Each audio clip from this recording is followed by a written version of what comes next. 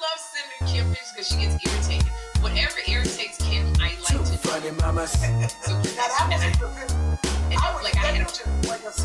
Two funny mamas. What's with the grip? Sherri and Kym. Hey everybody, welcome to Two Funny Mamas, and I am Sherri Shepherd, but without my cohort, Kym Whitley. Kym is, she's got a commencement speech that she's got to do, so she's working on her commencement speech because, as you know, like that's pretty serious because you were talking to the graduating class. You've got to give them something that's going to inspire them to want to move forward, something, succinct that will take them through life's challenges, something to encourage them that they will be great, something funny you got to put in there, give part of your journey. It's a lot. It's a lot with the commencement speech. So she won't be here today with us, unfortunately, and it's so funny because I have really wanted her here today so we could talk about our Dallas show, which was absolutely amazing. Just amazing. So that's okay. But we got some really great guests in that I'm excited about. It is something to be operating on no sleep. This is why, Chris, I like doing the podcast on a Saturday morning. Or whenever we do a Sunday morning, I don't know.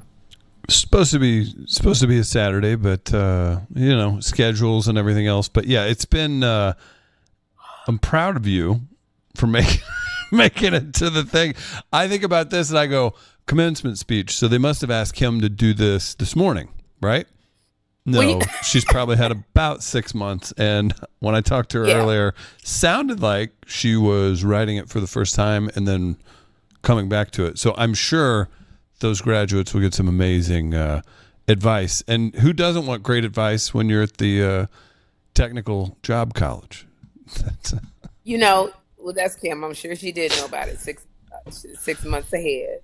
But that is our Kym Whitley. Well, you mentioned Dallas, and then you're on no sleep. You're running around New York. Tell us real quick. Huge thanks to everybody who came out. I heard it was packed. Heard it was really good. Did Kym dance? What was so great about the show? Hold on one second because I want to send you these. Well, I got to send you pictures. While Sherri's sending that stuff, this is a special red paper plate episode. If you all are familiar with the red paper plate format, Sherri, you remember this?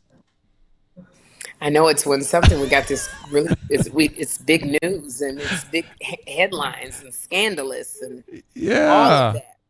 Former topics have included the Montgomery boat brawl, the Oscars slap, Will versus Chris, the entanglement special was the big one. That's what kicked it all off. Will versus Jada, and Kanye was a topic of one also. But so they're few and far between. But it allows Two Funny Mamas to kind of put their own spin on some news. So we had big news hit with a couple of people from the comedy world. We'll get to more of that in just a second. You sending pictures, Sherri? Is that what you're doing? I am sending pictures, and then we're going to get to our guests. I didn't do it beforehand, but I wanted to show you the number of people that came out. It was just like amazing. We had a show in Dallas that Kym and I kept talking about. It's coming in Two Funny Mamas and Chris. I'm sending them to like two different. Peek behind the scenes. Sherri also has a group chat with an unknown number, and I'm pretty sure it's somebody who drove her once. So she has multiple group chats with Kym and I. And I've tried my damnedest to get them to not use the group chat with the random number in it. Someone gets a lot of private Two Funny Mamas information, but it can't be that bad. That's hysterical. Really, really funny. Okay, wait. I'm just pulling these I'm pulling out some really beautiful pictures. Kym and us. Kym looks so pretty here. She looks so good. When I tell you, look at all these people. My friend was like on it. You said what? Look at who? I said I'm about to show this photo that you sent. I'm saying, look at all these people. You got a packed house, and Godfrey is going to join us here in just a second. So we're going to get him lined up. And then we have a special guest as well. We're going to talk about the the big Jess Hilarious and Damon Williams topic. Well, So, we have okay. we have to explain it to the audience. But wait, I'm sending you these pictures Mm-hmm. for Dallas. Okay, we're going to send them to you right now. And just wait, we'll talk about it later because you'll have to upload them. Okay, so here we go. I'm sorry, guys. I couldn't look at you and do the pictures because I don't want to send the wrong picture to you.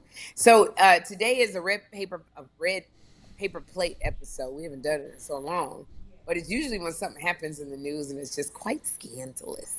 So we'll also talk about the Diddy, because Diddy, I think it's like day 3 in his trial. And what very interesting, something came up. Tell me if Godfrey's on. We're having, because Kym is not here. Chris, We're working on getting. Oh, I'm so sorry, Sherri. I'm looking at 2 different things. We're working on getting Godfrey on. It's not his fault. We're trying to get him connected, and then we'll bring our special guest on too. So I'm going to grab some photos in just a second, and then we're going to talk about Dallas. I'll talk about our guest. So it's been a lot of stuff going around. He'll have to fill me in a little bit, but apparently Jess Hilarious, who's on the Breakfast Club, she made a comment. I don't know what the context of the comment was, but within the comment, she said she had no idea who Damon Williams was. As majority of the comedy world, we all know who Damon Williams is. He's one of the OGs of comics. He has an illustrious career. Everybody knows Damon. He's a good man. He's got a lot of integrity in a space that you don't see a lot of integrity. So it really took the comedy community by surprise that Jess Hilarious said she didn't know Damon Williams. Now, there is a flyer with her and Damon Williams on the same flyer. There's a few. No, I don't know if he will have to explain it to me. I don't know if the date passed, if they were. It looks like they work together, allegedly. I've learned to use that being on the talk show, so I don't get in trouble. Save yourself. to be sued for defamation. Remind me to tell you that about the Bill Belichick story. Oh. Which you prepped me for, Chris, and then I freaking almost got in trouble. Anyway, so allegedly there's a flyer. I saw the flyer. It is Jess Hilarious on the flyer with some other comics and Damon Williams. So I don't know if they actually worked together, if the show got canceled, what happened. But she would have met Damon. So everybody's there have been videos that have been made by other comics saying, I can't believe you don't know Damon Williams. There's other comics who have come in, female comics, who said, come on, if you work in a certain field, you should know the people in your field, or at least the top of the food chain. So it was a lot of people coming down on Jess Hilarious. Then, I guess Jess Hilarious had a problem at a comedy club with the promoter. And then the promoter has come out now and defended their club. I believe it's Mike Epps' club. Defended their club and defended what they've done. And, kind of said Jess wasn't on her game. Just a lot of stuff going on. This comedy world. We make you laugh, but it's some serious shit. When I tell you. I like it too. I don't know if you've seen it. Damon responded pretty chill, pretty respectful, not too worried about because it. That's the way Damon is. But we probably should stop talking about Damon like he's not here. Because he's in the background. And Godfrey's coming on too. We're working on that. I love Godfrey. I want to get him on here too. We love Godfrey. And I really want to talk to Godfrey. So I'm hoping that he can make the connection, the Wi-Fi connection or whatever is going on with the computers not wanting to link up. But we do have Damon Williams here. And, let me tell you about Damon.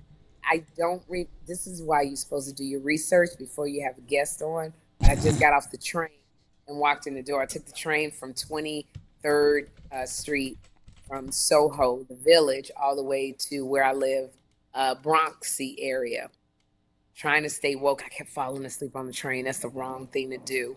And I ran. Then I had to walk 12 blocks where the train let off to get home. So I didn't do my research. But Damon Williams has a special out right now. You can see it on, I think it might be on Tubi. Or, no, it's not. He's gonna kill me. And We'll have him tell us all about it.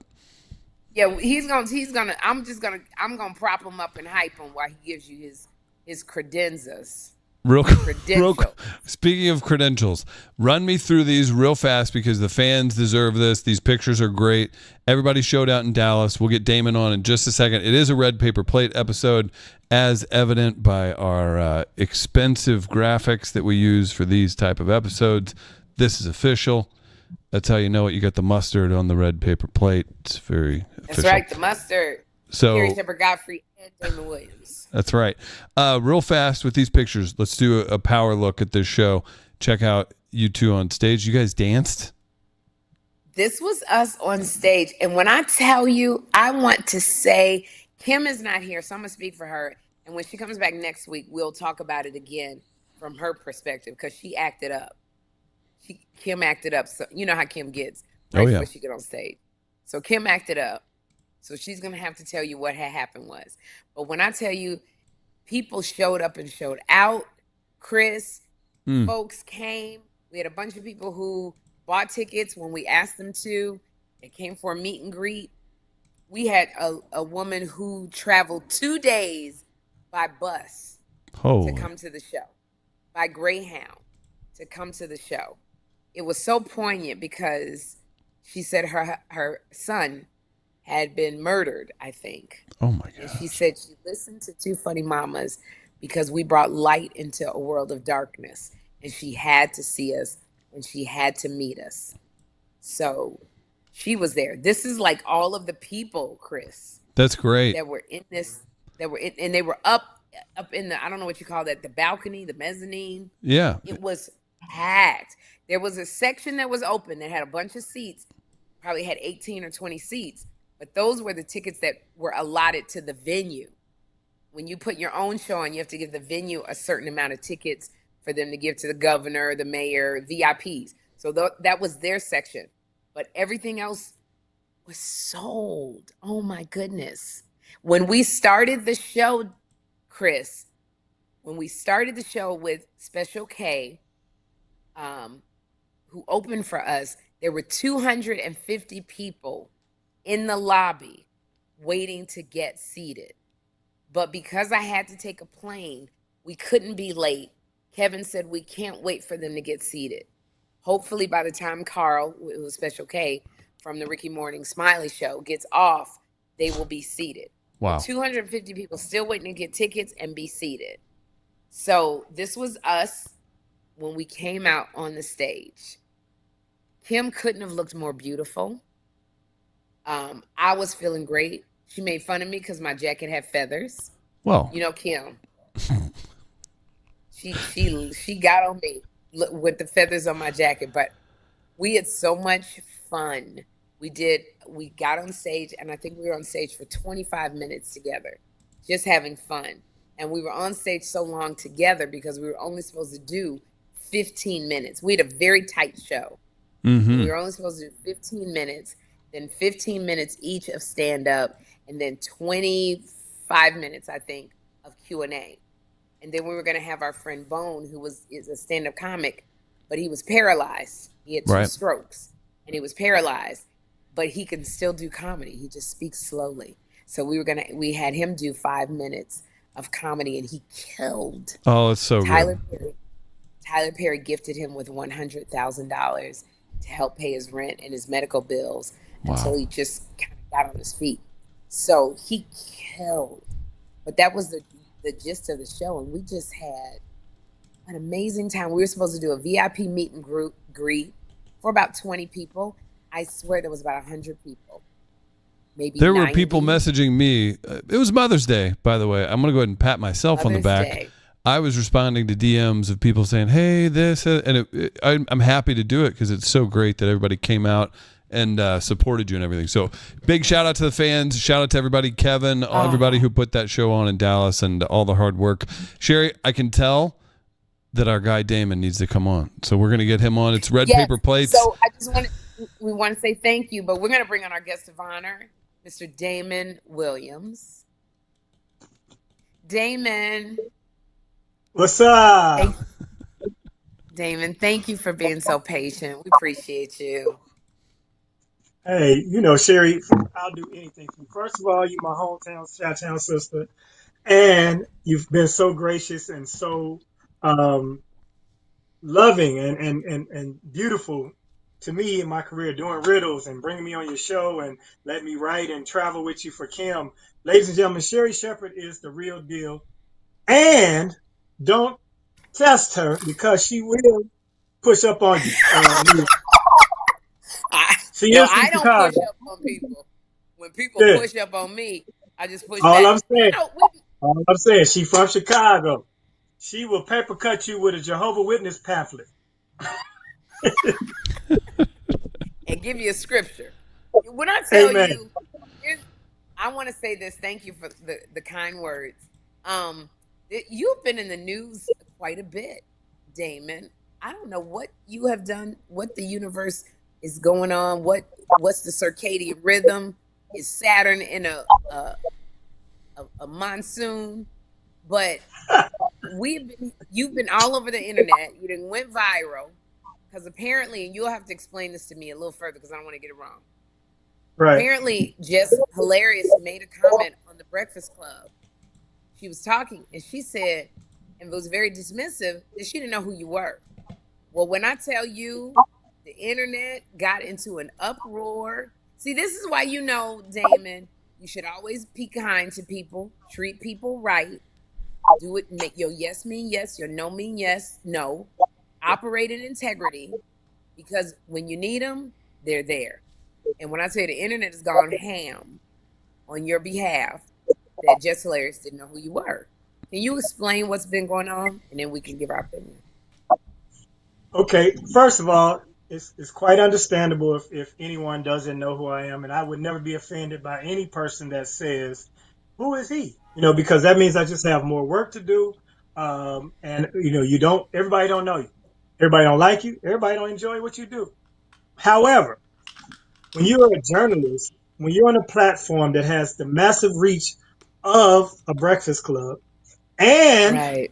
you have indeed met this person, been on the show with them, exchanged phone numbers, and discussed possibly bringing that person onto your platform and taking pictures to solidify the fact, and had a text thread where my photographer that I hired on the show, D. Ray Davis, did here in Chicago on New Year's Eve, which I allowed my photographer to send her all her images, then you can hardly say that you don't know that person, especially if you have a circumstance when you are about to do your platform and you have your notes on your laptop that you're reading from, and you say flippantly that I don't know Damon Williams. He might be a good comedian. Then you address me directly, but I don't know who you are. I have to Oh my respond God. to that. Okay, Yes. so now let me give you the context of it because some people are confused for what happened. Here's the Okay. story, long story long. Jess Hilarious performed at a comedy club called One Mike Detroit. One Mike, Mike, is in honor of Mike Epps. Mike Epps is one of the contributing partners of this club. He is not the principal Okay. owner, and he has since distanced himself from the club because they're going in different directions. Kym, who is the promoter or CEO of the club, is the booker. Harry, which she mentioned, both of these people, is the booking agent, so to speak. So he's the go-between. So he is the reason why I did the club. I met him. We worked in Martha's Vineyard. You've been to Martha's Vineyard. It's all wonderful. It's a beautiful situation. He's a reputable guy. That's the backstory. When Okay. Jess Hilarious did the club, she was contacted by Harry. Harry said, you should do One Mike in Detroit because it's Mike Epps' club, and we just had Damon Williams there, right? So thinking that Again, your that would be name. my name, thinking that would be, validation of the club because Harry holds me in high esteem because I host the Martha's Vineyard Comedy Festival. I've been doing stand-up 32 years. I've been around the Yes. industry. I've toured with the Kings of Comedy. I was a host of Showtime at the Apollo after Steve Harvey as one of the interim hosts. I have my own series on Tubi. It is, you did not say stay it wrong. It launched on Okay. Net Urban Flicks, launched on UrbanFlix, and is now streaming for free on Tubi. UrbanFlix is a black-owned streaming platform which people should support. Lots of original content. They believed in me and gave me a stand-up series, which is 8 episodes of stand-up plus sit-down interviews with the comedians. All that in a nutshell. So when Harry says Damon just left there, he thinks, of course, she knows me, and that's validation of the club. So she Right. stated on her show, okay, I had a problem with them. They didn't have my writer items. Stuff was raggedy. They charged too much for a comedy brunch. And she also said that I charged $40 to take pictures with my fans, which I feel is egregious, but to each his own. Um, she was worried about the tickets not selling on the Sunday brunch because they added an additional $40. So I guess she wanted to do the $50 admission plus her $40 VIP on top of their $40 brunch, which made the ticket unaffordable. And so she felt like Wow. that's the reason why the Sunday show was not selling. That is her gripe. But in her gripe, state your gripe, talk about the club, do what you do. But she said, and first of all, Harry told me it's Mike Epps' club, so, and this is almost verbatim. It says Mike Epps' club, so of course I want to do the OG Mike Epps' club. I'm gonna do that. Then they told me that Damon Wayans was there, so I was Damon like, okay, Wayans. yeah, Damon Wayans did the club. That's what she heard. That's not what they said. Anyway, then they told me Damon Wayans was there, but when I get there, they was talking about Damon Williams. And I don't know no damn. She said, I don't know no damn Damon Williams. She tried to clean it up by saying, and to her credit, sir, you might be a fine comedian, but I don't know you. Now that I don't know you, that's directly talking to me. Now you're telling me you might be okay, but I don't know you. I never asked her if she knew me. I didn't have to be included in your story. You woke up that morning and decided to write out this story. You read it from your notes and wanted to, basically shit on my career, my 32-year good name, good reputation. So I took it upon myself, not in a disrespectful manner, not in a confrontational manner. I'm not about beef. I'm not about drama, and I'm not arguing with a woman on social media. She's had beefs with other guys, and they went hard. Of course, I could have went that route, but I'm first of all, it was the day after Mother's Day. I had just spent the Right. weekend pampering and catering to all the women in my family. I cooked, we had it at the house instead of a restaurant. And so I woke up feeling good about myself. In fact, I was sleepy on Monday. And I know I'm making a long story longer. I was sleepy on Monday because I went the extra mile. My mother is super saved. And Fred Hammond and a bunch of other artists were in Chicago Friday night. So I'm thinking I'm gonna send my mother to this gospel concert because I thought I might be working. Chances had it I was off. I took her. This concert, Marvin Sapp, Fred Hammond, Marvin Winans, went till midnight at House of Hope. Oh, Right. Yeah. Yeah. So I went through that, and then I had my Saturday and my Saturday night event. And then Sunday, I got up early Sunday morning, my mother's Kojic, and went to her church. And so I felt like I had done my, come on, Kojic it's a situation. So I it's went a to the whole church, vibe. but I cannot miss Mother's Day. I'm home. I have no excuse. I'm not coming off the road. Take mama to church. I wake up Monday at about 11, and my cousin George Wilborn like, how did you catch a stray? Have you seen this? I go online, and Jess Hilarious is telling people she don't know me, which is okay if you don't know me, but don't say I don't know no damn Damon Williams. Like I ain't nobody. So all I did was went on my Instagram and I posted her saying that. Then I posted 3 or 4 photos of her and I backstage having that conversation, exchanging phone numbers, me and my wife, her telling me I'm bringing you on the Breakfast Club, and the actual laminate of the lineup of the show, which was D. Ray Davis' New Year's Eve show here in Chicago, which of course I had a rousing response. They changed the lineup and put her before me because I was supposed to go before her, and that would have ruined her life. That being said, Yeah. I had no issue with Jess Hilarious, but she came at me. So I posted the clip thinking, I'm gonna get my typical 1,500 likes or views and, going about my business. Well, the people saw it. And not only the people, the culture saw it. And I have been a conduit for many comedians from Chicago initially to Comic View and BET. but I've also always been a promoter. So I've put money in pockets of most about every comedian you could name that are Yes. affordable to me. Damon, I've got a visual You aid gave, for you you. gave me a nice check. I got to give you props. You paid me nice. Damon, Yes, you came home proud. I've got your Instagram clip. This is the clip from the Breakfast Club, and just really quick, and it's the photos that you talked about. So I just want to make sure you got this for context. So, I swear to God, I don't know no damn Damon Williams. so if you're listening, it's literally just a 3-second clip. It's got Damon and Jess together, Damon, his wife, and Jess together, and then her saying, "I don't know no damn Damon Williams." So that's all. Yeah, and that's fine. I don't need Jess Hilarious to know me. And so of course, since this has happened, she's reached out and left me an audio message saying, that's how you handling this, and you trying to get numbers off of this, and I blocked you. I'm like, she blocked me, which is hysterical because I have never in my life been on her page, and I don't want to. Let me just say this: I don't want her to catch no smoke. I'm not trying to get you all harassed or go and condemn her for this. And it's been a blessing to me because it's viral. And that's why we're sitting here today talking about it. Plus, I am an advocate for women in comedy.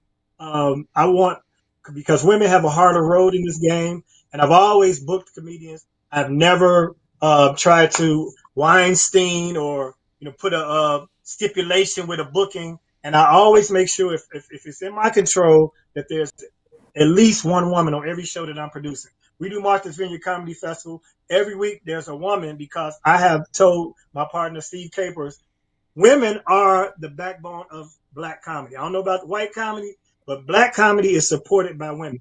Only women get together 6, 7, 8 deep and ride out to a comedy show for, say it could be a bridal shower or one of their girls' birthdays. Men only come to comedy shows with their women. You'll never see a table full of dudes saying, let's go see old boy. You know what I mean? Or old girl. But it'll be couples or just women. So shouts out to black women who have been supporting me for 32 years. So that being the case, do not give her no smoke. Hopefully the Breakfast Club will let us come and, just chop it up. Because I told her in my response to her message is we should just squash this publicly and laugh about it because it's a misunderstanding. Well, if I could put my 2 cents in it after having just had a public dispute, I really do hope that it can be squashed because it really is a misunderstanding. And I think, playing advocate, sometimes you in an emotional state, sometimes you say things that you may not have meant in that moment, And I had a video that I hadn't posted where I was saying to Jess in love, we don't know everybody, but there's some people that are just, everybody knows them. You are one of those, the OGs, very well respected. Like I said, you operate in integrity. You walk in integrity. You make sure people are paid because comics go through these things where we get with these promoters, the check bounce. This ain't working right. They don't keep their word. You've never been that person. And I really hope that Jess will, give you the opportunity to come on the Breakfast Club and to talk about it because you're not drama. That's one thing I know, Damon. You are so not drama. You really do. You try to put a female on every show. You give props to females. So it literally is a misunderstanding. That's it. So I hate that Jess said that she's going to block you. I don't mean to cut you off, but that's humorous to me. But the bottom line is I am drama free, and I've been operating in the space that I'm in, and I'm not an A-list comedian. I know everybody don't know me, but my shows, my performance is top tier. So maybe this is the Lord's way of saying, around about, here's your reward for your 32 years of service. And I'm going to let the people know who your name is. So now there's a hashtag, I know Damon Williams. And all my friends and colleagues have come to, and this is what I want to say about this. This is the culture speaking. It's not even about me at this point. This is the culture trying to educate the younger comics and the social medians, which Bob Sumner coined that phrase, that there was a path laid for you to be who you are. There's a path laid for you to get into comedy chains that you're now selling tickets in and may not even be able to do the time once you get there because we had to wait our turn to be in these clubs because they only booked either white comedians or famous comedians or innocuous comedians who didn't do controversial things or didn't do urban humor. So now you have to come straight from your videos and your skits to walk right into being a headliner. And the comics who have paid the way and paid our dues want you to all respect what we did.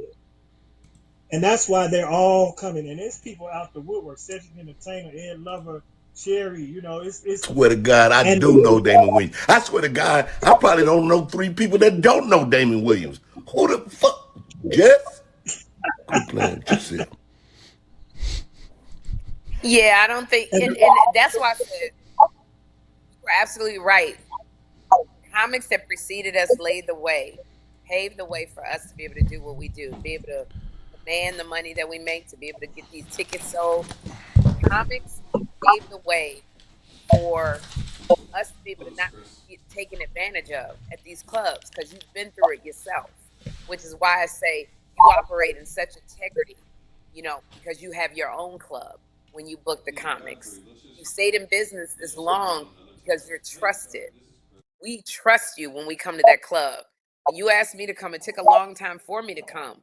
But when I came, when I tell you the treatment was top notch, top tier, you took care of me. Completely took care of well, me. You had my money first of all, before I walked out the Sherri, door. You had, huh? first of all, I I mean, you love just, you. So yeah, you will but it's never not be even because concerned you about love me. That's just the way you yeah, are. That's the way your work indeed, ethic indeed. is that. And that's why everybody wants to work with you. Everybody wants to be in your org. So um, I hate that this has happened. Somewhere I gotta find Jess's number just to call, I got it. you know. I have it. She don't know me, but I have her number, so I will send it to you. Okay, that's bad. She gave me her number, so I have it if you want it because that stranger number is in my phone. Yeah, pass it on to me. I'm gonna look at. Let me see, make sure, because you may not have to do that. That is just such a misunderstanding. When I tell But it's you, cool. Here's the thing. Like, please, people, please understand. I have no problem with Jess Hilarious. I wish her the best. I'm glad she has the situation she has in the platform. My only reason for even responding to that is because when people are on a level, it's basically a bully pulpit. If I did not know the people and did not have the resources, then she could say whatever she wanted to say about me, and there would be no recourse because there'd be no response. Or I would go on my little page and 30 people are here. Meanwhile, her 5.5 million people would think, I'm a nobody. So I want responsibility for people who have the platform. That's all. That was the whole point of making my point. Otherwise, I could have brushed it off my shoulders. Like, I don't care if she don't know me, but you said it on a platform that makes or breaks careers. And my name is the only thing I have to sell. yes, I can't sell merchandise. I can't sell my movies. I can sell my name and my talent. And if you say, I don't know no damn Dana Williams, like he ain't shit, that makes me ain't shit to your 5 million followers and however many the Breakfast Club has. Otherwise, I'd let it ride because I done been besmirched before publicly, and I ain't even respond to it in kind because what people don't know, I could ban you from Chicago. Like I could make you check into Chicago. It's clear from the response, but I've never used that side of my life to be a jeopardy to anybody. So I'm all about love, peace, and I'm just trying to grow old with my beautiful wife and live my life in peace. I don't bother nobody. I don't hate on nobody. I love everybody. If I can provide you an opportunity, I will. If I cannot, I will tell you frankly, you're not ready for that particular situation because, you know, it's levels to this. So I hope everybody takes from this. First of all, we got bigger fish to fry. It's us against the world. We got a whole president that is trying yeah, to erase us, our people, and our history, and our contributions, and our books, and our education, and our medical coverage, and all that. That's what we should be focused on. Not if me and Jess Hilarious don't know each other. So that's the bigger picture to take from this. And I would love for that to be the sound bite, the clip that comes from this. They trying to get rid of us. They trying to get rid of what they've done to us. They trying to erase our, like they never did anything despicable with the 400 years of torture and things of that nature. That's more important. That's what we should be talking about. That's why I'm sitting in front of this flag, because this should be the flag of the Black community, Black America. Yes. And we need to get back to our own establishments. We need to get our trades and our skills back in our schools. And if we don't have trades in our schools, then we should have every electrician, plumber, lawyer, doctor, landscaper grabbing a young man or woman and mentoring them and teaching them a trade, how to provide, because it's about to come down to they're going to cut our water off. Because here's the thing. All of the advances we got from the civil rights movement in the 60s, the sympathy and the guilt and the rewards from that is going to wear off, because the generation that is in their 20s, first of all, they're not going to even see the real truth of our history, and they're not going to feel no kind of way because they're not going to be aware of it. So what we did from 64 through 94 to 2024 is our opportunity. At this point, we got to take care of ourselves. We almost need to segregate, because every merchant in our community is not a Black merchant. There's no Black-owned cleaners. There's no Black-owned car washes. There's no Black-owned nothing. And when we were forced to do it, it was a beautiful thing. But when we thrive, they would destroy it. So let's get the seriousness out of this whole time. These people that are going to see this, y'all came on here to see the tea, but the tea ain't it. We got to get together and we got to come together and make it happen. Seriously. Yeah, that's one thing we don't put. Every other culture makes money and puts their money back into their community. You know, and when you put your money back into the community, then it gets filtered through the community. So it's exponentially you're making more money. But when we take our money and we spend it elsewhere, our community never gets together. In my humble thinking. Let's get some health and life insurance amongst us. Health first, but life more importantly, because that's how you pass down generational wealth. Especially if you know you got a little gang banging, little shooter out there. He eventually gonna get shot back at. So ain't no sense of y'all putting him on a t-shirt. Put a policy on that dude so that you can pay for his services and live off of it. Because it's very, and I'm trying to be funny, but not, because our society, our culture is not passing down wealth. They're trying to buy all our homes or tax us out of them, so you don't have a property to leave. And then if you're not taking care of Big Mama, she behind her property taxes, she got to do a reverse mortgage. So now she's giving her house away. So it's not being passed down. These are the tools of evil being portrayed against us. So I don't mean to get too serious, but we got bigger fish to fry as a people. And let's focus on that. Let's educate our kids better, educate them at home, because clearly they're trying to eliminate the Department of Education, so they don't want you educated. They taking away all DEI, which is not even beneficial to us predominantly, but it's become a thing to be anti-Black. So pretty soon, nighttime gonna be illegal. This guy is signing executive orders that even everything Black is a problem. Nighttime, don't take away my nighttime. That's my sleep time. It's Black. It's Black. It's got to go. I'm sorry. He's gonna sign over executive order. He gonna. All I'm saying is I love. Okay, so first things first. Are we live now and going forward this week? Yes. Because this weekend I'll be at the Dayton Funny Bone. Following that, I'll be at the Toledo Funny Bone on Memorial Weekend. June 2nd, City Winery, Chicago. July 12th, I really want people to know that in South Bend, I'm headlining the casino with my man Gary Johnson and Just Niche, who has a groundbreaking special called Self Serve. She was just on the Breakfast Club, actually, and her fiance now, he proposed to her on the air on the Breakfast Club. Amazing comedian, hilarious lady. And then it's on and on. Just go to DamonWilliamsComedy.com or go to all my IG, Damon Williams Comedy. It's everywhere on social media. As you can see, it's on the screen. But I'm always perpetually working. I do not curate Riddle's Comedy Club in Chicago anymore because it just became too much work. So I did it for 10 years, and I passed the torch. But I will be there on Father's Day. Father's Day, we got 2 shows Oh, for comedic. wow. Yeah. So The one I'm thing everywhere. you are Go ahead. everywhere. And what you said is so true. You know, those of us who have a big platform, a national platform, we do have to be careful about what we say and what we put out there. Because I think sometimes we sit behind a microphone or a camera and we don't realize how many people are listening to us. And they're listening to what we say. There's a trust factor. It's like, you know, on my show, I sell a lot of stuff. My morning save, we sell a lot of product. And people buy it because they trust me. I have a platform. I talked about Bill Belichick and his little girlfriend. And in my joking and improv, I think I made a derogatory comment towards the young lady. And I was told, you know, Sherri, you can be sued for defamation. And I'm just making jokes. And they said, but you have a national platform. So your jokes that you typically do at a comedy club don't really fly on a national platform.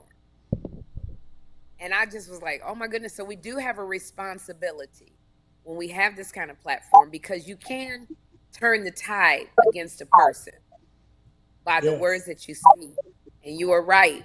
They were just saying, I don't know you. I don't know if you're funny. You could be a great man, but I don't know if you're funny. And you're trying to sell tickets. If they remember that, well, Jess said he probably ain't even funny, I'm not buying no ticket. Like that has a cumulative effect on your finances. So I am really, really hoping this can be squashed, that she can really get to know who you are. That's what I'm saying. Really get to know you the way all of these comics who are speaking up on your behalf know you. And not know you just because you're a comic, but know the character. What Martin Luther King say, the content of your character. That's why people are rallying behind you, Damon, because we know you. And you're not one who likes drama. You're not one who stirs the tea. You're not one who goes back and forth. You always have had your head to the ground. You are a true hustler and you grind. We don't see that much. And that's why you have longevity, why you're still here. Because you grind and you hustle and you work. So that's what I don't know if you have any comments, Chris, but yeah. No. So we've got Cheryl. Sorry for being late. Cheryl, we just appreciate you joining. This is Damon Williams on here. We showed his dates. We'll show you those again. You can go see him live. I highly recommend it. Caught Damon in St. Louis, I don't know, a year or so ago on the Fat Tuesday show, and he tore the room apart. So hopefully you all can go see him on one of the many dates that he does. MM is in the chat, says Damon for president 2028. Is that on the cards, Damon? Make that happen. You ever wanted to run for an office in Chicago, Damon? I don't need people digging in my background. There you go. Smart man. Magic says Damon. Magic says Damon's been dope for a minute. Glad to see you here.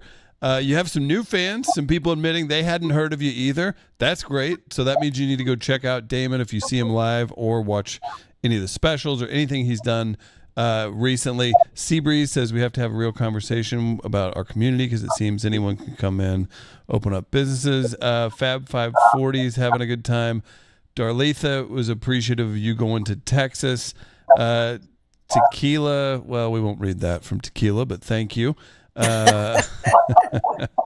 Everybody's having a blast, and everybody's got a ton of respect. Flame Monroe, everybody knows and loves Flame, says, hey, Sherri, hey, Chris. Flame Monroe's in the live chat. I'm sure there's going to be a hey, Damon, too, on there. So appreciate everybody tuning in. The live chat's popping. Make sure you share this. It's a red paper plate episode, so make it happen. You know, like Damon says, my grandmother used to say the same thing. She's straight Chicago. She used to say, and I didn't know what she meant when she said it, Damon, because I was young. But she said, yo, credit is your good name. Your name means everything. And like you said, there's a lot of stuff that you cannot control, but your name is the one that you can. Your name opens doors. Your name pays the bills. Your name.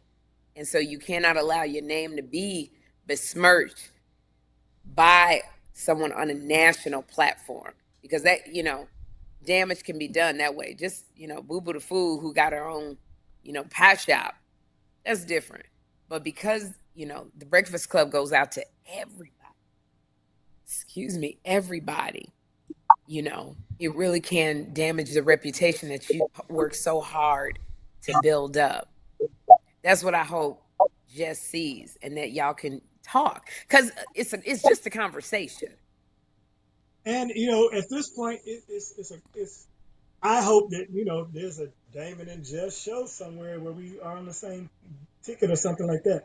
But here's the thing about when it comes to me, when it comes to the comedy, it's my passion, it's my art form. Of course, I would love to be in movies and do a sitcom, but my pure love is the joy and the sound of a room full of people simultaneously laughing at my thoughts. And that's what I have been striving to do my entire career. And shouts out to Dallas, because I heard you said you went to Dallas. The Arlington Improv sold out my entire weekend, and Dallas is my best market. It always has been. A lot of Chicago people there. There's a group of Chicagoans in Dallas. They always come out in mass. Love Dallas. Love the state of Texas. So shouts out to them, and I'm glad they treated you all well, because I know the love you feel when you go to Dallas. Now, Houston, a different story. I went to Houston. They broke in my car and stole all my merch. Now, that being said, they didn't know it was my car, but it's a bunch of homeless people walking around with my T-shirts on that say "Laugh tonight, be serious tomorrow." My new T-shirts are going to say hashtag I know Damon Williams. So if you've ever laughed, or if you have a picture that we taken together, or if you've been to one of my shows, do me a favor right now so I can ride this wave and get my numbers up. Put a hashtag I know Damon Williams and post that on your socials, so that people can, we can create this community, so I can now get my flowers, because I've been doing this 32 years. It'll be 33 in November. 32. And I was thinking, And when I get on my television show, I look at Red Fox's career. He was Sanford, and DeMond Wilson was Son. I thought I'd be Son, but it looked like I'm gonna be Sanford. So we need to hurry up before my age catch up with my face. I need to get this and all I want to practice. say So this Mhm. before I forget. I want to say this. When we were coming up with the podcast, and I told you, who came up with Two Funny Mamas? That was me. Damon Williams, y'all. Yeah. You emailed me and you said, y'all, Two Funny Mamas should be your name. Because I couldn't think of a name for the podcast. And so we just are eternally grateful to you, because we got the name Two Funny Mamas because you were so quick with your comedy and you're funny. That's because of Damon Williams, y'all. And also, Damon Williams, you don't want to follow Damon Williams. You got to be mighty secure in yourself to follow Damon Williams, because he is experienced, 32 years in the business. He is lightning fast. And I really want y'all, if you can go to one of his dates, please do, because there's something Damon Williams does on that stage. He gets to the heart of something, and it's so you sit there as a comic and go, why didn't I think of that? But he breaks it down so cold where everybody can relate to it, and he's like every man. He these experiences that he talks about, when he hosted the Kings of Comedy, that's who I remember is Damon Williams. When I was sitting in the audience, I remember going, that guy right there is funny. You was so damn funny, you was stealing the show with the Kings of Comedy. Those are my brothers Damon, to this day. That's what I said. You ain't nothing to fool with, because you've earned your stripes. You got the battle scars to prove it. So I'm just thankful that you came on. I just was looking at Two Funny Mamas, and I said, Damon came up with that. We love having you on, because y'all go and see Damon. Well, did I say Wayans? I know I did not. You did not. I'm thinking of Jess. And see, that's the thing.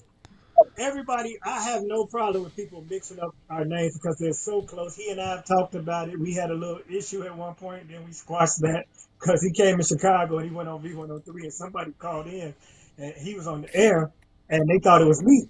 So they was like, blah, blah, blah. He's like, no, this is not Damon Williams. Then he said, look, he said he's an imposter and he's not funny. So he was in Chicago. He had a show that night. So I went to the show and we had a face to face. Now, fast month, about less than a year later, he's hosting Premium Blend and I'm on his episode. So he has to bring me out. So we squashed all of that. And then the Wayans brothers went on tour and they stopped at my home venue, which was Star Plaza Theater, where I do my New Year's Eve show. And it's a legendary venue. It's gone now, but Richard Pryor played there. Howie Mandel special showed it. Eddie Griffin. And I was a radio personality as well. So I was the radio host. And so I wanted to take a picture with all the brothers. And he was like, you probably don't want me in this picture. So we laughed about that. So I get it. So I have a joke. I always say when I do go to my shows, if you're in here and you think Damon Wayans was going to be here, first of all, check the ticket price. Second of all, spell his name. He spelled his name with more zeros. Well, I'm trying to correct it. I'm trying to get my levels up. So please, by all means, do the I know Damon Williams hashtag and come to a show, because I promise you, beats per minute, I try to make your face hurt. When you leave my show, You do. physically, you can skip the gym after an hour and a half of my performances. So I appreciate you, Sherri, for having me here. As I was trying to say earlier, I love you as an artist, as a person. You're very kind. You're very giving. You're Chicago, and that's how we get down. But you don't have to be the person that you are to all the people that you are, but it's your nature and it's just what you do. The fact that you still catching trains in New York tells you all who Sherri Shepherd is, because she ain't got to do that. She got that bread on her. I mean, dudes are still tapping. Other than that, Sherri got that bread. She ain't on the train because she needs to be. And if you need us to handle that, we can eliminate that alimony. That being said, it's Chicago. Say the word. Anyway, all jokes. We have to watch what we say. You. Yeah, something can happen to dude. They be thinking, all right, he just sent the GDs at old boy. That being said, well, this goes out. Let's love on each other. That's all I'm saying. Let's love on each other. We got about 80 and 90,000 viewers who are fans of ours who subscribe. So we just wanted to get the word out there. What's been going on. You are amazing.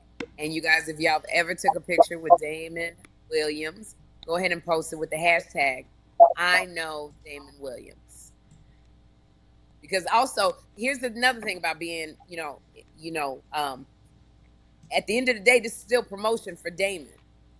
It's still about people buying tickets to the comedy club. Even, turning this thing into something positive so that his name is being spoken in circles that it may not have been spoken before. So please look at the flyer. And if there's any dates that correspond where you're going to be, I'm telling you, I can guarantee this. You purchase a ticket to see Damon Williams, you're not going to be the same as when you came. This mofo is funny. It's hard to follow Damon. Not many can do it. And the ones that do, like me, when he booked me at Riddle's Comedy Club, Damon got up and I was like, why are you going in front of me, Damon? I'm not trying to work this hard. I got to drive 45 minutes back to Chicago. What is you doing? He got up and I was peeking through the door and I kept saying to your wife, how much time he doing? How much? Because I'm the headliner. I can't follow David. He's like, you going to be fine. No, I'm not. But yes, you were. Because I needed Jesus and he came through for me. Won't he do it? But it makes you better. That's the one thing I would say thank you for, because it didn't allow me to go on stage and phone it in. I worked. You took it to a level and I had to continue that. The audience had a great time. And amazing it worked. time. Now, the other 3 times I was like, okay, Lord, I'm running out of positive things to say. This is hard following Damon. No, Chicago loves you. Everybody loves you. And Sherri Shepherd is a bona fide comedian. Of all the other things she does, she is literally a bona fide comedian. She put in her work. She's been in them clubs. She's paid her dues. She's not, living off her fame. she is who she is because of what she did on stand up first. And then all the Yes. accolades and all the rewards came from that. And that's the pure thing about the game.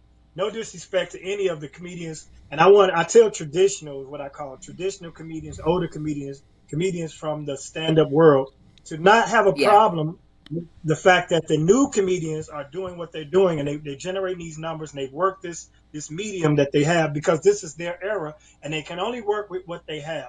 We had Absolutely. Apollo, Def Jam, Comic View, you know, Evening at the Improv, if you were appropriate.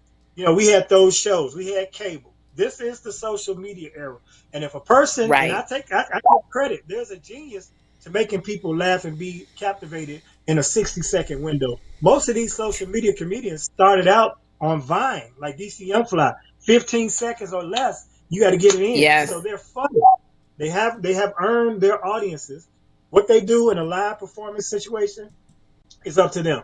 But I suggest, and I want to give this advice to those who have the numbers to do numbers, grab you a veteran and bring them on the road with you. Let them host and give you the game and take up some of that time that you don't have. Because you're learning. You're learning on the road. Yes. There's no other way to learn what we do except by doing it. And that only comes with time. 5 years in, you're all right. 10 years in, you cool. 15 years in, you're good. 20 years, you're great and beyond. And that's how this goes. It's just like life when it comes to stand up. So don't, you jump in the broom, so to speak. You jumping ahead of the game with the opportunity, but don't squander it. Grab some veterans, whoever you are, the number one guy in your city, the old head, the OG. Take that person out on the road with you, and then you can learn from them as you go. This is what I want to say, and also in defense of Jess Hilarious, why I respect Jess so much, and pass me her number so I can give her a call. Shouts out to I respect. Jess. She did it. She made her way from there to here. I got nothing Yes, but love. because Jess, the reason why why I want y'all to really just have a conversation and all the noise out, but just y'all two have a conversation, because it'll be quite different if y'all were able to talk. But what I love about Jess is, and I saw this for myself, she put her time in. She started out with her stuff on social media. But I saw a woman go to these clubs that didn't really know, the premise, the setup, the punch. And I saw her get up on that stage and work that material out and work that material out. I saw her get hecklers and have to deal with hecklers. We did a gig together, me and Jess, at the Comedy Act Theater. And this was a bougie black elite crowd. Bougie. And I remember Jess was so nervous. And she got up and she did all of these fart jokes. When you sitting down and the fart come from the back to the front, and and she learned real quick what bougie black elite is. And it forced her to Right, change it up. And I have right. so much respect for her. So, you know, I just think in the heat of the moment, of what she was dealing with the club and the promoter. I've never worked with them. I don't know them. I don't know their situation. But within that, she just got caught up in the talking. And Yeah, she's a really wonderful comic because I've worked with her. She went on our ladies' night out tour with us, and I got to give it to her. They gave her a booty dressing room, but she did not have a fit or nothing because she knew the OGs, the women, the Lonnie Love, Sherri Shepherd, Kym Whitley. Uh, we got the bigger rooms, and she was very cool. She got on that stage and worked. And I know you, Damon Williams. You are an amazing person. So it really is a conversation, and you've been really gracious. There's some comics that we know that would go hard, that would excoriate you, that would your self-esteem be all over the place. They're gonna bring in your mama, your babies, your man, any mistake you've ever made. We know those comics. You don't right. operate. You always operate in grace and love and kindness. That does count for something. So much respect to you. And I want to give a shout out to Godfrey. I don't know what happened, but I was sure looking forward to him being on I this know. podcast today. But that's how God works sometimes. I guess it was time to dedicate it to me. But shouts out to that brother because we started together and he has been going through some things publicly. And he actually mentioned me on his podcast as being a conduit to certain comedians being where they are and how they got to where they're being. So I really look forward to he and I having a chat and getting, because it's been a while since I caught up with Godfrey. So maybe he'll do the next one. But here's my thing: we're a fraternity, fraternity, sorority, whatever. But we're a family in this comedy thing, and my family, I thank you all for having my back. But please, and I'm saying this with all sincerity, lighten up on Jess. It was just a blurb. I'm past it. I want you all to get past it because a lot of people going in, and I'm not reposting anything negative said about that young lady. I'm only sharing the flowers that they're giving me, and it's just about the culture. Respect your elders. I'm an elder now. I hate to even say that, because I want to stay in my youthful spirit. But I I've been know. doing this thing since VHS, so I gotta honor that and take it. I'm OG to death. Every time comedians walk up, hey, what OG? Can I get a picture? And right now I'm taking it as, this is my victory lap. So I love everybody who's supported what I've done over these 32 years. I am not where I strive to be in my career. So if this gets me to the next plateau, I didn't mention I'm going to LA June 2nd through the 6th because I'm doing G Things Mac and Tuesdays at the Beetle House. And that's on the Tuesday, of course, June 3rd. Then I'm doing Chris Spencer's Miracle Theater Block Party, which will be part of the BT Experience on June 6th. And that's Ricky Smiley, Cheryl Underwood, and others. So, I'm in the midst. Y'all know I've been doing this thing for a long time. Ricky Smiley's on it. I think I said his name. Anyway, a lot going on, hopefully more. But all I'm telling you, if you see my name on the bill, trust me, it's going to be affordable until these prices go up. And that's what we are right now. It's gonna be affordable. I'm not gonna charge you to take a picture, but you're gonna laugh your ass off till you leave. You're gonna be quoting these jokes the following week, and I encourage couples. It's a lot going on, so come check it out. I don't know how much time we have, but thank you for doing this, Sherri. Thank you, Chris, for calling. Sorry, Godfrey didn't make it, and Godfrey, let's talk, man. I want to do some things with you as well because you're my Chi-Town brother, and we all started together. Much love to everybody. And that's okay because when we get another date from Godfrey, we'll call you so you can be on the show together, and then Kim will be on too. So we'll have you both on Yeah, hopefully it won't be a again. red plate episode. It'll just be a love fest, and it won't be a headline or a scandal or beef because I ain't about that. And let's get it in. Before I let you go, I want to ask you this question. We done Okay. struggled in this game, Damon. We have been through it. You've, like I said, you've always operated in integrity. But I said to my friends the other day, I said, I'm very thankful that God gave me success in this stage of where I am, this season of where I am. Because if Right. God had given me success literally in my 20s, the FBI will be going, what video is Sherri not in? Can we get a new video that Sherri's ass ain't in the air with baby oil dripping? Good grief. And God knew, he knew that if I give my child success right now, she gonna be a bitch. She gonna be hoeing. She gonna be in the back. This girl can't handle it. So I ask you, because at this age, I'm too tired. I'm too tired to go out there and do what I really be wanting to do. My knees hurt. So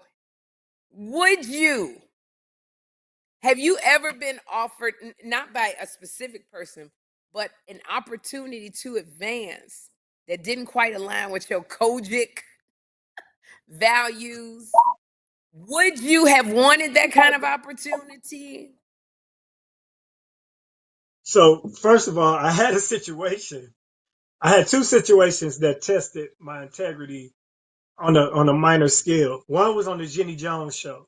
So people that know my Okay. career, I was a featured character on Jenny Jones show, which came about because after there was an incident on Jenny Jones where someone had a crush on a person, but they were the same sex, Yes. and the person was offended, And so after the episode, they went and actually shot and killed the person that bust them out on that. So the following season, she wanted to have a fun season. So she started bringing in comedians. So I was coming in and doing Yes. 7 minutes. Okay. The segments ran long. So they only had 2.5 minutes. So for that 2.5 minutes, I just talked about the show that day. And Jenny Jones, being a former stand-up, said, wow, that was incredible. Untested. Can you do that again? So they started bringing me in. So now they got all type of stuff. I'm a miniaturized character. I'm flying around and I'm doing all this stuff. So one particular episode, they wanted to do me on all 6 segments with 6 different characters. 5 of the characters, it was almost like a village people. It was a plumber, electrician, a cop, blah, blah, blah. Yeah, the 6th character was literally a blonde wig, a mini skirt, some fake breasts, and a leopard top. And they wanted me to do that. I'm like, I can't be doing that. First of all, sidebar, my brother was in prison at the time, and they were watching because I'm on the show. So my brother said, hey, man, be careful what they're doing because, you want to be a comedian, not a clown. You want them laughing with you, not at you. So I know the G's is watching. So I definitely, first of all, I'm not putting on a mini skirt, no high heels, and no blonde wig anyway. But secondly, I had to tell the producers, I don't feel comfortable with that. I don't think it's funny. I don't think it's necessary. They're like, come on, it'd be completely funny. I said, well, then you do it. And that's probably was my last episode of the Jenny Jones Show. Now, now I'm on the Tom Joyner cruise. Fast forward. Now, Tom goes all out on costume night. And these costumes, he has a professional Hollywood costumer dress us in whatever the theme is. So on this particular theme, I am not in the theme because I'm only on Tuesdays. I don't have my Fridays with the funny chair. So they have all of the cast of the Tom Joyner Morning Show in these elaborate costumes. This particular year, the theme was Boardwalk Empire. Now, I look up, I come backstage. I'm not part of the full cast, so I don't have a costume. But Jackie Reed caught the flu before the cruise, and she couldn't come on the cruise. So now they need somebody to take Jackie Reed's costume, which is a flapper. It's the 1920s. Yes. So it was the shingles dress with the wig and the fans and the boa. And they were like, well, who could fit it? So somebody had the bright idea saying, Damon could fit it. So I come back there and everybody laughing when I walk in. I'm like, what's up?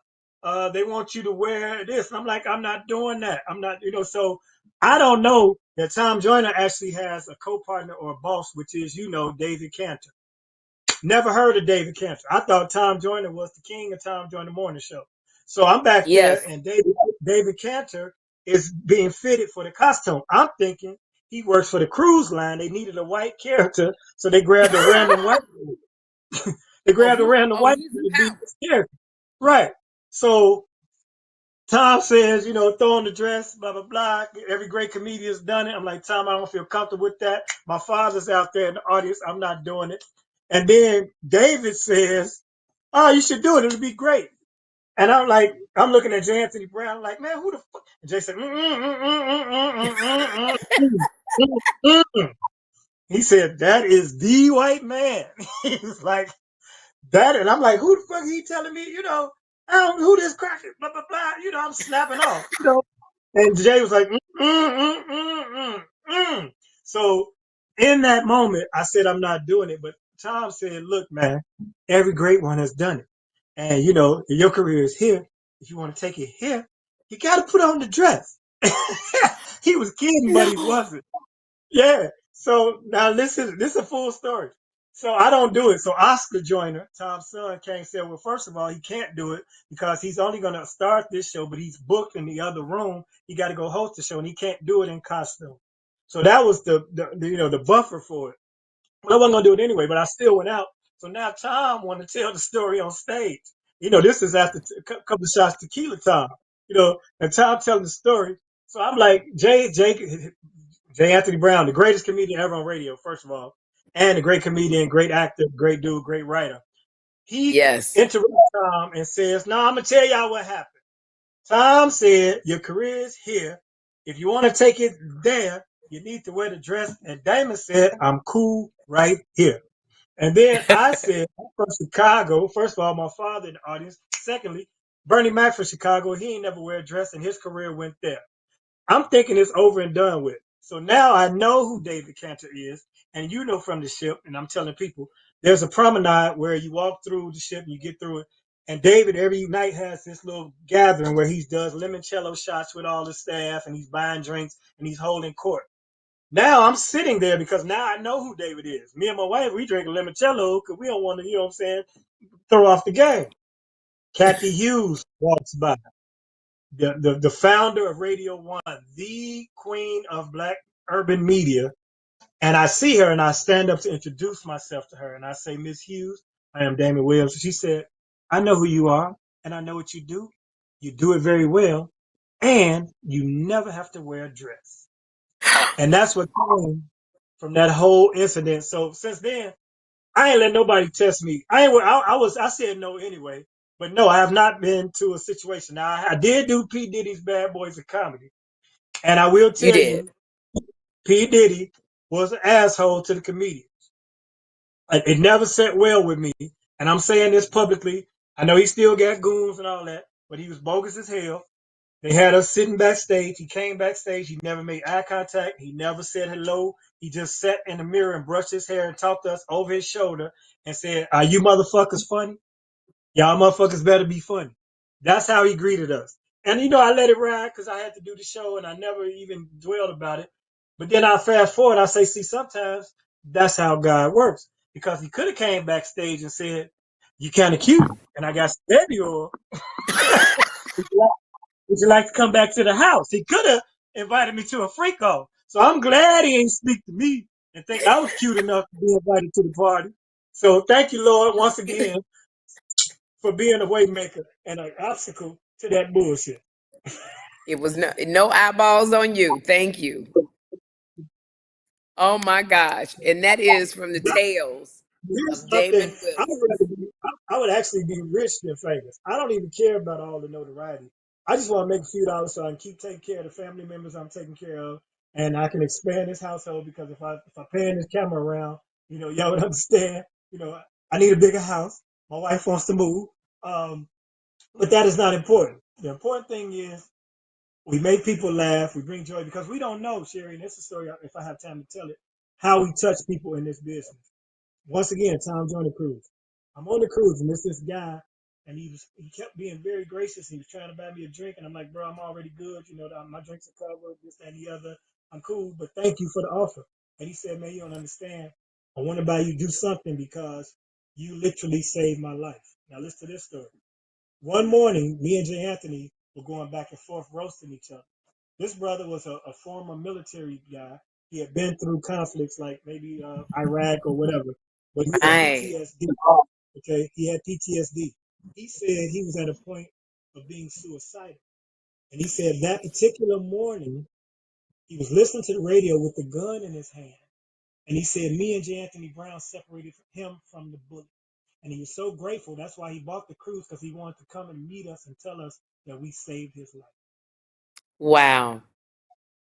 That's a That's what trip. this thing does. That's what we do. That's what comedy is. So comedians, we have a responsibility. Media personality, you have a responsibility. So don't go on your line and say on your show and say, well, if you don't like it, kill yourself, because there might be somebody out there literally ready to kill themselves.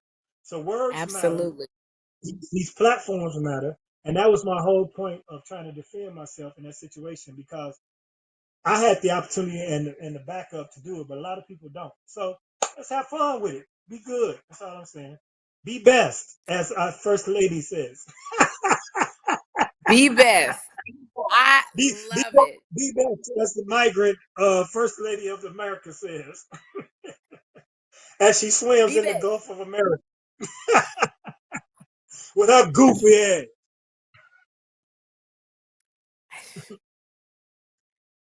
Woo! This is why we here, to give people a Yes, respite and to be able to laugh, because we're going through so much. We do have to come together because we got an assignment. And I love the way you are yes, we do. carrying it out, Damon, every single Thank day. you. I'm glad you got to come on and speak your truth. We love you so much. Chris, were there any comments or questions for Damon before I let him go? Yeah, all kinds of folks really enjoy this mentioned. So there's been quite a few. So I'm going to scroll through here real quick. Oh, Diddy was jealous because his talent required real artists. That's from Seabreeze. From experience, you need to have some tequila. That's from Tequila. Tequila's big on the tequila. Sorry, guys. There's been a ton of these, and I'm sitting here listening to you all and seeing what's happening. Are you having a sip? A little nip of something there, Damon? In honor of Tom Jones, he's a tequila-nista. I hope in He future sure is. appreciates it. Says it's a great talk. Chabi says, "Listen, Damon. Yesterday's price is not today's price. Okay, that can happen in a hurry. I've got friends that you all know that have been on TV shows, everything else. Couple things happen. All of a sudden, they're admitting to you, hey, you're gonna have to argue with my agent about this. I've priced out of this show. So yeah, always one step away with somebody as funny as Damon is. So I wanted to say thanks to everybody for tuning in today. And a quick clarification on the Godfrey stuff. He's in LA doing press. He's doing a special, and we'll try and get him on next week. Obviously, schedules do it. But if you're in New York, you can go to the Apollo Theater. June 12th, it's actually my birthday. He's filming his special at the Apollo Theater in New York, but we'll get Godfrey on to talk about that himself. It was just a tech issue. He tried for like 30 minutes. I feel terrible that he didn't get to come on. Well, we'll get him back. Yep. We'll get Damon and Godfrey on at the same time because that just is going to be so much fun. And then Sherri, before we go, we'll just all say bye together after this real quick. New Jersey, June 20th. See the ladies once again. It's going to be a packed show just like Dallas was. And then this week, I know if you're not going to go see Damon, where are you going to be this weekend, Damon? The Dayton Funny Bone this weekend, next weekend, Toledo Funny Bone, Memorial Weekend. Beautiful. If you're in the New York Is there area. Is there a website they can go to, Damon? DamonWilliamsComedy.com is my site. Dayton.funnybone.com or Toledo.funnybone.com. And if you're in New York this week. Oh, go ahead. If you're in New York this week, Lunell, you'll see me at the Apollo. Me and Robin Montague, we're going to see Lunell. She's headlining at the Apollo. And then Saturday is the 50th anniversary of Cooley High, which was filmed in Chicago. Glenn Turman was preached, and Lawrence Hilton Jacobs was co-chief. We're gonna screen that at the Magic Johnson Theaters this Saturday, and then Lawrence Hilton Jacobs, we're doing a Q&A. He played Coach Cheese. We're doing a Q&A with him. So if you want to come out to the Magic Johnson Theaters, you can buy a ticket. It's going to be so much fun. And my movie, Straw, Lock It Down, June 6th on Netflix with Taraji P. Henson and Tiana Taylor. Yeah, that's... Do me a favor. Go on Tubi and watch Laugh Tonight with Damon Williams. It's 8 episodes. It's interviews like this, plus it's some emerging comics, and you'll enjoy it. Just trust me when I tell you. It's called what? Laugh Tonight with Damon Williams on Tubi. And if you want to see also Laugh Tonight with Damon Williams on Tubi, and if you go to YouTube and you look up Sherri Show, Damon Williams, he was on my Laugh Lounge. Hysterical. I literally was going, I got to go to the bathroom. It was so funny how adept he was in the daytime audience. Still had everybody on their knees. So he has, I don't want to give away the bit, but I'll just say in this office, there's 3 of us that own the business. One of the folks that we went and she'd seen you for the first time. There's a little person bit that was referred to as the single greatest act out of physical comedy this person who has seen 1,000 stand-up shows has ever seen. That's high praise. So Damon Williams. Anything else that we need to hit? Otherwise, be sure to follow us on Instagram. Follow Damon. Make sure you hashtag those pictures and give him all the love when you see him out. He's very funny. Hashtag I know Damon Williams. Yes, I know David Williams, and I never do anything without acknowledging my beautiful wife. So shouts out to my wife, Juanita. Thank you for everything you're doing around here, because that's important as well. And I know David Williams. Come see me. And we'll end with a note from another Chicagoan, the great Andre Lavelle. But everybody else, stay tuned. Listen to this. Take care, everybody. We'll be back next week. Bye-bye, everybody. Send me your questions on relationships. Andre Lavelle, Tubbs, Toes, and Truth. Send me your questions on relationships or any kind of man stuff that you need answers to, ladies. But fellas, if you have questions on hygiene, or how I keep my skin looking soft, or tightening up your beard game, or how to keep your toes looking nice, check this email and send me the questions. twofunnymamas@gmail.com. Send your questions. We got a new segment. Andre will be live from a tub. Thanks, everybody. We're out of here. Bye-bye, everybody.